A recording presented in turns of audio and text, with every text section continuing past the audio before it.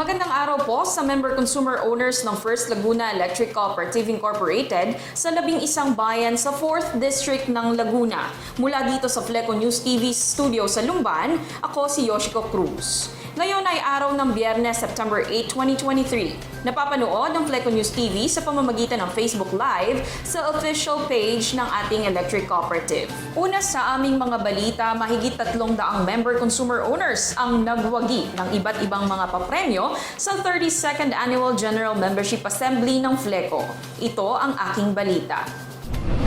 Nagrehistro at tumutok lamang sa 32nd Annual General Membership Assembly o AGMA ng Fleco, nanalo na ng iba't ibang mga papremyo ang 330 member consumer owners o MCOs ng Fleco noong August 26, 2023. Nakasama sa electronic raffle draw ang lahat ng MCOs na nakapagrehistro sa 2023 AGMA na may kabuoang bilang na 15,729.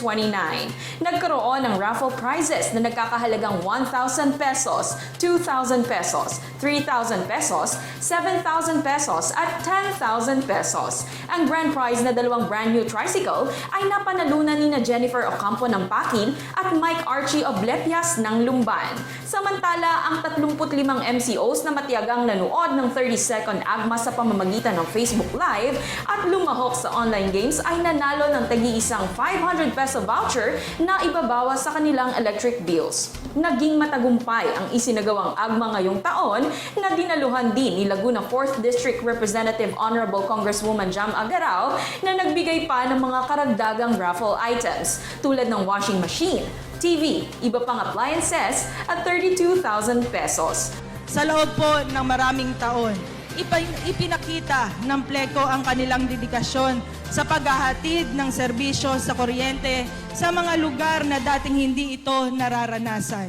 Kabilang dito ang kanilang sitio electrification project na nagpapalawak ng saklaw ng serbisyo kuryente sa mga liblib na lugar na sa matagal ng panahon ay hindi na nakakaranas ng maayos na pailaw. So ito po ang isa sa ating pong sinusuportahan sa Kongreso na malagyan ho ng nasyonal na pondo para patuloy ho na makapagpailaw tayo sa mga liblib na lugar. Nawa po ay habaan nyo pa ang inyong pag-unawa at yakapin po ang Fleco dahil alam ko naman ho na kanilang ginagawa ang kanilang makakayanan upang mas maging maayos po ang pagbibigay ng serbisyo ng elektrifikasyon sa 11 bayan. Binigyang diin ng Fleco Management na ang mga papremyo sa electronic raffle draw ay pasasalamat sa suporta at kooperasyon ng mga kasapi nito sa kanilang pagrehistro at pagdalo sa nasabing taunang pagpupulong. Sa pamamagitan ng AGMA ay naiuulat ng pamunuan at Board of Directors ang mga update, accomplishment at status ng operation ng electric cooperative sa nagdaang isang buong taon. Gayun din maaaring magparatipika sa general membership ng mahalagang resolusyong na ipasa ng Board of Directors. Yoshiko Cruz para sa Fleco News TV.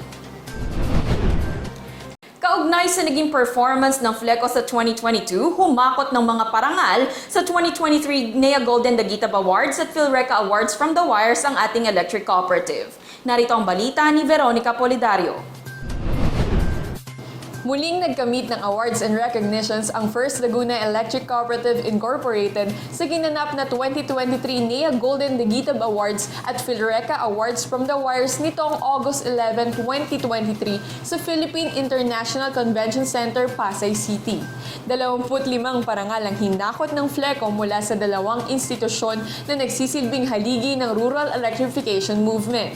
8 awards ang natanggap ng Fleco mula sa National Electrification Administration o NEA. Kabilang sa mga nasungkit ng electric cooperative ay ang Top Performing EC Award, Rural Electrification Program Distinction, EC with Fully Liquidated Subsidy Fund, EC with Exceptional Corporate and Community Programs, SINAG Award for Registering Mega Large Size in 2022, Single Digit System Loss Award, Compact Cooperation Award at Most Improved Region Awards kasama ang iba pang electric cooperatives ng Region 4A. Samantala, 17 karangalan naman ang ipinagkaloob sa FLECO ng Philippine Rural Electric Cooperatives Association o PhilReca.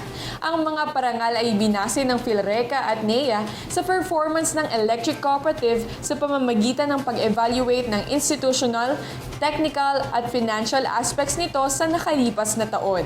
Ang buong PLECO workforce po ay taos-puso pong nagpapasalamat sa NEA at PhilReca sa mga parangal na kanila ginawad sa ating electric cooperative. Ang mga ito po ay patunay na tayo ay nagsusumikap upang mas mapaganda pa ang ating serbisyo. Ang tagumpay pong ito ay ating inaalay sa lahat ng mga empleyado at mga member consumers owners na walang sawang sumusuporta sa ating mga programa. Maraming salamat po sa inyong lahat. Ang 3-day convention sa PICC ay dinaluhan ng malalaking personalidad na nagpaabot ng kanilang suporta at pasasalamat sa mga kontribusyon ng electric cooperatives sa buong bansa. Nagkaroon din ng expo, exhibits at sessions tungkol sa iba't ibang topics na karagdagang kaalaman para sa delegates ng naturang event. Veronica Polidario para sa FLECO News TV. Bilang isa sa 121 electric cooperatives sa bansa, kasama ang FLECO sa selebrasyon ng 54th anniversary ng National Electrification Administration o NEA at 14th National Electrification Awareness Month o NEAM nitong buwan ng Agosto na may temang NEA and EC Service Excellence through Total Electrification by 2028. Kabilang activities para sa Rural Electrification Program ang inilahad ng NEA para sa mga electric cooperative. Noong August 7, 2023, dumalo ang mga sundalo ng pailaw ng FLECO sa isinagawang webinar ng Philippine Rural Electric Cooperatives Association o PhilReca tungkol sa line worker safety in distribution line construction. Bilang pagtalima sa direktiba ng NEA para sa 2023 Line Workers Appreciation Day, nagkaroon rin ng knot tying contest sa FLECO. Matapos nito ay dumalo naman ang technical crew sa Basic Life Support Training na pinangunahan ng Laguna Provincial Disaster Risk Reduction and Management Office. Samantala noong August 24 ay isinagawa ang 2023 NEA EC Simultaneous Line Clearing and Tree Planting Activity na bahagi pa rin ng selebrasyon ng NEA. Nakapagtanim ng 140 seedlings ng avocado, rambutan, lanzones at guyabano ang mga empleyado ng FLECO sa Siniloan at Lumban. Gayon din nakapag-clearing sa linya ang Technical Services Department na umabot sa mahigit 26 kilometers sa mga lugar na sakop ng Pangil, Cavinti, Pagsanhan, Santa Maria, Paite at Mabita. Ang National Electrification Awareness Month ay taunang isineselebrate ng mga electric cooperatives sa pangunguna ng NEA sa bisa po ng Proclamation No. 1743 na nilagdaan ni dating Pangulong Gloria Arroyo noong 2009.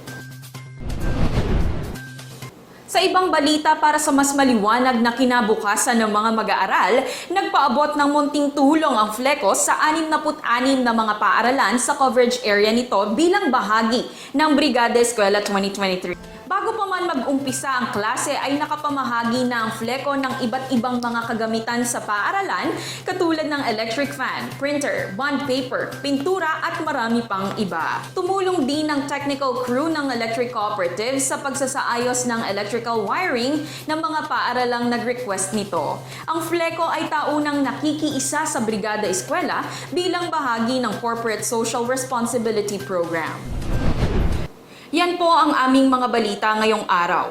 Huwag kalimutang i-like at i-follow ang official Facebook page ng FLECO upang maging updated sa mahalagang anunsyo. Sa ngalan po ng mga bumubuo ng FLECO workforce, magandang araw po. Ang aming lubos na pasasalamat sa PhilReca sa panibagong pagkilala na Outstanding TV Program Excellence Award. Makaasa po kayong patuloy kaming maghahatid ng mga totoo at makabuluhang impormasyon tungkol sa rural electrification. Ako po si Yoshiko Cruz para sa FLECO News TV.